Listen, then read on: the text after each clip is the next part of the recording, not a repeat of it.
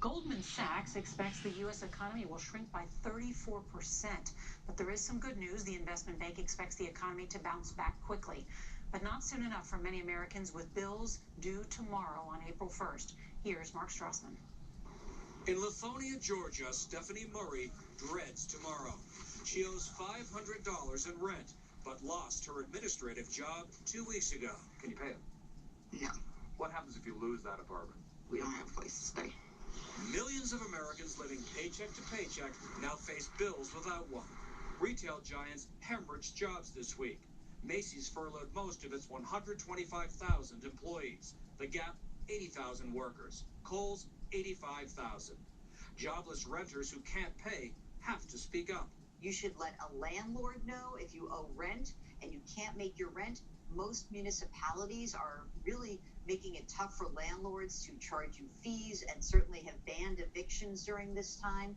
At least 26 states and the District of Columbia have imposed a temporary pause on evictions or foreclosures for some or all residents. I rely on the rent heavily to make it. Sherry Hearn owns a 6-unit apartment building in Denver. Her tenants can't pay their rent, so she can't pay her mortgage. I'm in the same position they are.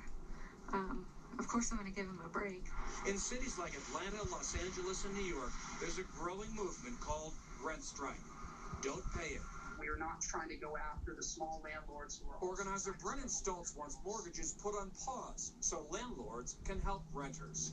We're asking for a 3-month rent cancellation. We don't want this to be a huge bill for people at the other end of this crisis. And Mark joins us now from Atlanta. So, Mark, what about those Americans who are supposed to get the $1,200 check from Washington? Is that going to help at all? For some people, absolutely. Maybe the laid-off workers at this closed restaurant. But remember something else. Those checks arrive in 3 weeks at the earliest. And for many people, the rent is due tomorrow, Nora. That's why it is so tough for so many people, Mark. Thank you.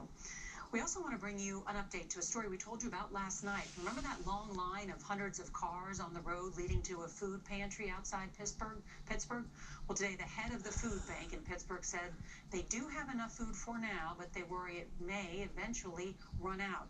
Nationwide, food banks have seen a 40% increase in demand over just the past 2 weeks. Tonight, the CDC is taking steps to clear up the nation's mask confusion. Dr. Anthony Fauci, the nation's top infectious disease expert, says the CDC is discussing some new guidelines on whether people in the general public should wear face masks to protect themselves and others. But for now, he says protecting healthcare workers should remain the priority. We've got Dean Reynolds now on the